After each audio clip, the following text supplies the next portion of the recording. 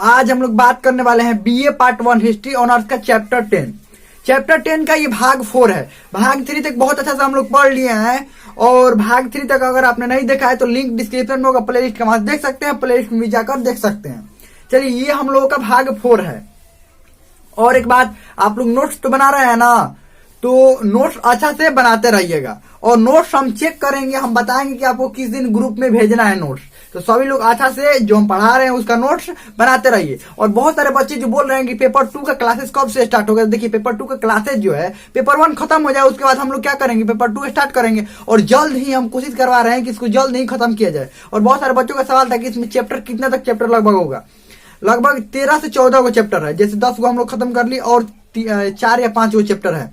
इसके बाद हम लोग पेपर 2 स्टार्ट करेंगे। तो हमें तो समझ में आ गया होगा। अब भाग 4 हम लोग पढ़ेंगे और भाग 4 में इसी में आज ही ये पूरा चैप्टर क्या हो गया, खत्म हो जाएगा। उसके बाद ऑब्जेक्टिव क्वेश्चन देंगे, सब्जेक्टिव क्वेश्चन होगा तो सब्जेक्टिव क्वेश्चन दिया जाएगा, नहीं तो अगला चैप्टर क्या होगा, स्टार्ट कर दिया जाएगा।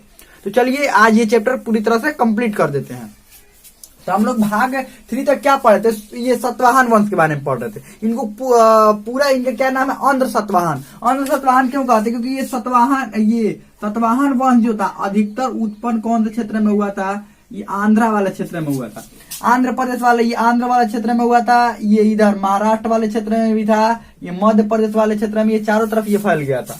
ठीक है। और इस वंश का जो प्रथम शासक था ये सतकर्णी प्रथम था। ठीक है, सतकर्णी प्रथम। इसके बारे में बहुत अच्छा से पढ़ लिए थे पिछले भाग में, सातवाहन वंश। सातवाहन थोड़ा सा रिवीजन कर लेते हैं क्या क्या हम लोग पढ़े थे, क्योंकि बहुत सारे बच्चे भूल भी गए होंगे। ठीक है, अगर आपको याद है तो बहुत अच्छा है।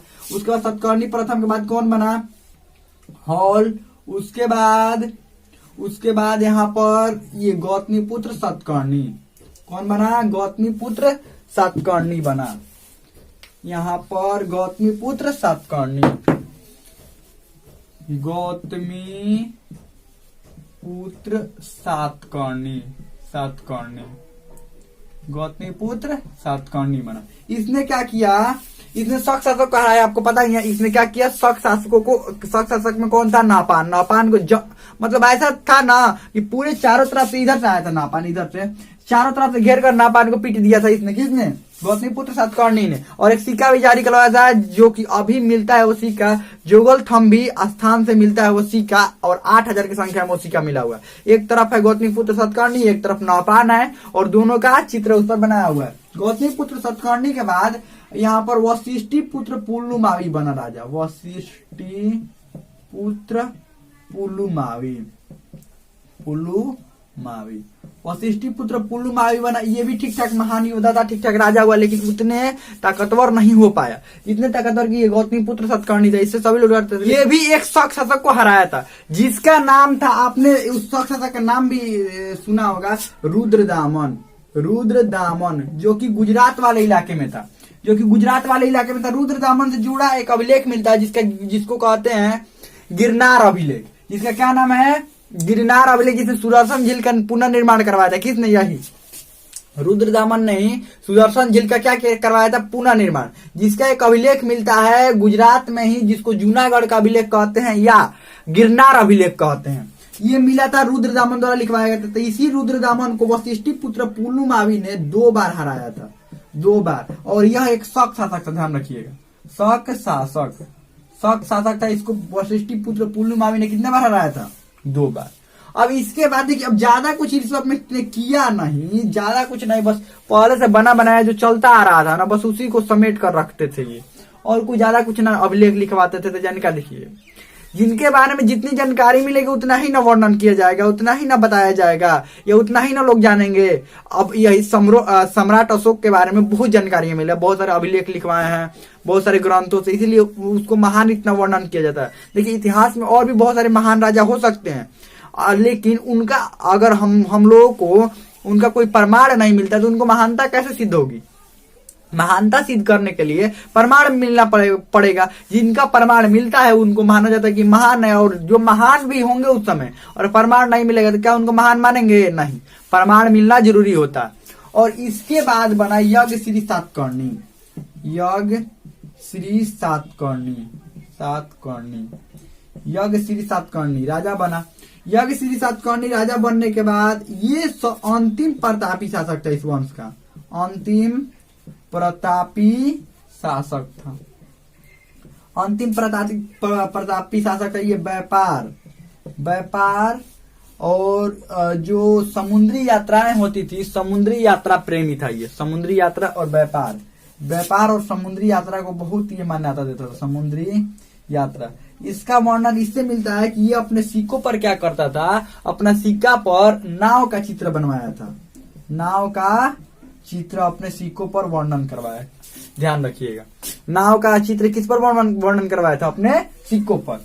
ये यहाँ से यज्ञश्री सातकर्णी से समझ लीजिए कब काम खत्म हो गया इनका, ये सातवाहन वंश का काम खत्म हो गया। अब देखिए शुरू से थोड़ा सा समझ लेते हैं, शुरू से थोड़ा सा रिवीजन कर लेते हैं। सातकर्णी प्रथम, इस वंश का जो प्रथम प्रतापी शासक कौन था, सातकर्णी प्रथम। उसके बाद हॉल बना, गौतमी पुत्र सातकर्णी नाहपान को क्या किया था, हराया था। वशिष्ठी पुत्र पुलुमावी रुद्रदामन को हराया 2 बार।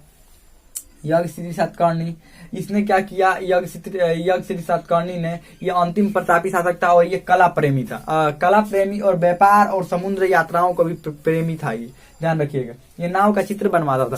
अब इनके बारे में थोड़ा सा, इनकी प्रशासनिक इकाई के बारे में थोड़ा पूरा समझ लेते हैं। प्रशासनिक इकाई, इनकी प्रशासनिक इकाई सामंती व्यवस्था पर चलती थी, सामंती व्यवस्था पर चलती थी। जैसे सेनापति हो गए, सेनापति या मंत्री हो गए, मंत्री, सैनिक, सबको अधिकतम को वेतन के बदले जमीन दिया जाता। सामंती व्यवस्था समझते हैं ना, सामंती व्यवस्था यही होता है, वेतन के बदले यानी कि उनको सैलरी के बदले हर महीना जमीन देना, ये सामंती व्यवस्था कहलाता है। सामंत वही बन जाते हैं सामंत, और सामंत ही कभी कभी ताकतवर बन के राजा पर ही आक्रमण कर देते हैं। अब समझिए, सेनापति को मान लीजिए हर साल सेनापति को, हर महीने सेनापति को मान लीजिए 20 बीघा, 40 बीघा, 100 बीघा जमीन मिल रहा है, या 100 एकड़ जमीन मिल रहा है। ऐसे करता है। राजा के पास तो एक लिमिटेड जमीन है, तो मान लीजिए राजा के पास 10,000 एकड़ जमीन है। कितना एकड़? 10,000 एकड़ जमीन है, और हर महीना सेनापति को 10 एकड़ दे रहा है। कितना एकड़? 10 एकड़ सेनापति को, मंत्री को 5 एकड़ दे रहा होगा, मान लीजिए इनको दे रहा होगा 1 एकड़ सैनिकों को। तो हर साल तो राजा की संपत्ति कम हो रही है ना, सबसे अधिक संपत्ति किसकी बढ़ रही है? सेनापति की, 10 एकड़। एक दिन ऐसा आएगा कि राजा से भी ज्यादा संपत्ति किसके पास हो जाएगी? सेनापति के पास। तो यही जब राजा ताकतवर नहीं हो पाते थे तो सेनापति क्या करते थे, ये राजा को ही फाइल निपटा कर, और ये सामंती व्यवस्था क्या था, ये खतरनाक भी था और एक तरह से फायदे वाला भी था कि इनको धन नहीं देना पड़ता था। क्या देना पड़ता था? जमीन पूरा था, जमीन बहुत ज्यादा था, बहुत सारे जमीन बंजर भी थे, जंगल भी थे, तो उनको भी राजा देते, ले जाओ 10 एकड़ ये तुम्हारा हो गया। तो 10 एकड़ राजा के लिए वैसे भी ज्यादा उपयोगी नहीं थे, लेकिन जब ज्यादा जमीन हो जाते थे तो वही दाव उल्टा पड़ जाता था, और ये क्या करते थे, सेनापति ही राजा पर आक्रमण करके और राजा का क्या करते थे, फाइल निपटा देते थे। यही था सामंती व्यवस्था। प्रशासनिक इकाई और समझिए, ये गांव में, ग्राम में भी ग्राम प्रधान, गांव की जो समस्याएं होती थी ग्राम प्रधान ही निपटा देता, राजा के पास ही पहुंचना नहीं देते थे। और एक बात, ग्राम प्रधान के पास भी सेना रखने की अनुमति थी। ये और सेनाएं इनकी किस रूप में होती थी? रथ था, हाथी, घोड़ा और पैदल यात्री। और कैसे? पैदल यात्री, ये सभी थे। और ये सभी ग्राम प्रधान के पास भी होते थे, छोटे मात्रा में ही होते थे, लेकिन सब क्या होते थे? ग्राम प्रधान के पास भी होते थे। और प्रशासनिक इकाई के बाद इनकी आर्थिक इकाई और मुद्रा के बारे में हम लोग थोड़ा सा देख लेते हैं। प्रशासनिक इकाई और मुद्रा क्या था, ये लिख लिए होंगे ना, इधर तो दिखाई नीचे देगा नहीं। चलिए ये थोड़ा सा मिटाते हैं, ये वाला मिटा देते हैं।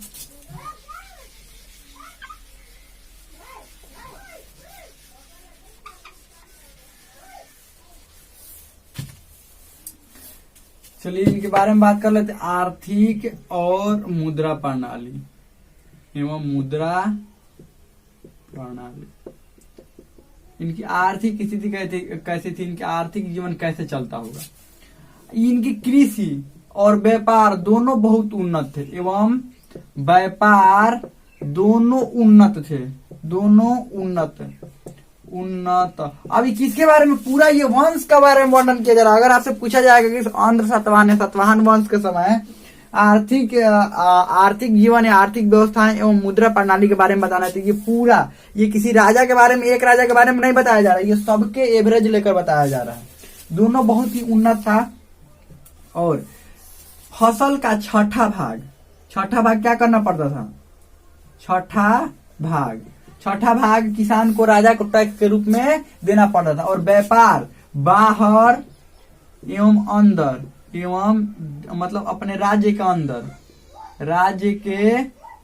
अंदर भी होता था। अब बाहर की बात करें तो बाहर में कौन कौन सा देश? नीचे, क्योंकि आपको पता है कि यहीं पर ये लोग यहीं पर थे आंध्रा वाले क्षेत्र में। तो यहाँ पर नीचे कौन था? श्रीलंका, जावा, सुमात्रा, सारे जगह पर ये बाहर में व्यापार करते थे, ध्यान रखिएगा। तो ये बाहर कर कैसे? ऐसे बाहर करके ऐसे करके लिख लीजिएगा। एक नंबर में श्रीलंका, फिर जावा, सुमात्रा, ये सब लिख लीजिए, ठीक है। और उसके बाद इनकी मुद्रा की बात करें, मुद्रा तब दो तरह की मुद्राएं होती थी। दो तरह की मुद्राएं तो तीन तरह की होती थी, लेकिन मुख्य रूप से व्यापारिक जो मुद्रा थी, सुमात्रा इधर लिख लीजिएगा, सुमात्रा। अगर व्यापारिक मुद्रा की बात करें तो व्यापारिक मुद्रा मुख्य रूप से चांदी और तांबा, दो व्यापारिक मुद्रा थी। और देखिए मुद्राएं चलती थी, व्यापारिक नहीं थी, ये ऐसे बस नाम के लिए चलती थी। नाम के लिए जैसे ज्यादा जिसके पास धनी लोग होते थे वो सोना की मुद्राएं भी रखते थे, सोना की मुद्रा रखते थे। और एक बात, इस वंश के सबसे खास बात की प्रथम ये वंश था जो शीशा का मुद्रा चलाया था। शीशा समझते हैं ना? शीशा, कांच का मुद्रा चलाया था। यही प्रथम वंश था जो कांच का, दिखाई दे रहा है इधर लिख देते हैं, शीशा का मुद्रा चलाने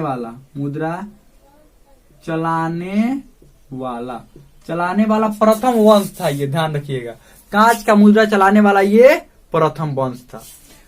चलिए आगे बढ़ते हैं। और एक बात, हाँ, और कांच की मुद्रा की वैल्यू बस उसी समय थी जब तक ये वंश था, तो इन्होंने कांच की मुद्राएं भी चलाई थी। अब इनकी बात कर लेते थोड़ी सामाजिक जीवन के बारे में। ये वाला मिटा दें, सामाजिक जीवन, ये लिख लीजिए थोड़ा जल्दी, तो इसको थोड़ा सा मिटाते हैं। यहीं पर सामाजिक जीवन को थोड़ा सा देख लेते हैं। अब सामाजिक जीवन के बारे में थोड़ा सा इनके बारे में बात कर लेते हैं। सामाजिक जीवन, उसके बाद इनके बारे में खत्म हो जाता है। आर्थिक जीवन देख लिए, अब सामाजिक जीवन थोड़ा देख लेते हैं। सामाजिक जीवन, अब सामाजिक जीवन कैसा था इनका? समाज मुख्य रूप से अगर बात करें तो राजाओं के नाम तो मात्र सतात्मक लगते थे। राजाओं के नाम में मात्र सतात्मक, लेकिन शासन जो था, अब समझ में आप लोग को अभी नहीं आया होगा, शासन पितृ सतात्मक चलता था, सत्तात्मक। देखिए राजाओं के नाम की बात कर, गौतमी पुत्र सातकर्णी, गौतमी माता का नाम हो गया, वशिष्ठी पुत्र पुलुमावी, ये सब माता। देखिए मात्र सातात्मक नाम इनके अधिकतर मात्र सातात्मक चलते थे, लेकिन पितृ सातात्मक शासन होता। अब देखिए शासन पर कौन? लड़का, ये है, ये लड़की, ये सब लड़का, ये सब क्या है? सब पुत्र ही शासन कर रहे हैं। यानी शासन की जिम्मेवारी पितृ सातात्मक थी। भले ही नाम जो है वो मात्र सातात्मक हो, लेकिन इनकी जो शासन प्रणाली थी क्या थी? पितृ सातात्मक थी। तो हमें लगता है कि इस वंश के बारे में ये सब बहुत अच्छा समझ में आ गया होगा। ये चैप्टर पूरी तरह से कंप्लीट हो गया, हमें लगता है समझ में आ गया होगा। इसमें आपको कोई भी डाउट हो, कोई भी क्वेश्चन हो, आप कमेंट में पूछ सकते हैं। हमें लगता है समझ में आ गया होगा। जब भी इस क्वेश्चन का आंसर लिखे इस चैप्टर के बारे में, तो ये भारत का मैप जरूर बनाइएगा, और भारत का मैप बनाकर 2-4 जगह दिखा दीजिएगा। महाराष्ट्र, आंध्रा, ये सब दिखा दीजिएगा अलग अलग जगह। ये मध्य प्रदेश, ये सब अलग अलग जगह दिखा दीजिएगा। तो हमें लगता है समझ में आ गया होगा। इसमें कोई भी डाउट हो, कोई भी क्वेश्चन हो, आप कमेंट में पूछ सकते हैं। और पूरी तरह से ये चैप्टर कंप्लीट हो गया। अब इसके बाद इसका ऑब्जेक्टिव क्वेश्चन दिया जाएगा। उसके बाद अगर हो सके तो सब्जेक्टिव क्वेश्चन दिया जाएगा। हमें नहीं लगता कि शायद 1-2 सब्जेक्टिव क्वेश्चन होगा। अगर होगा तो आप लोग को दिया जाएगा, नहीं तो चैप्टर ये पूरी तरह से कंप्लीट हो गया। हमें लगता है बहुत अच्छा समझ में आ गया होगा। इसमें कोई भी डाउट हो, कोई भी क्वेश्चन हो, आप कमेंट में पूछ सकते हैं।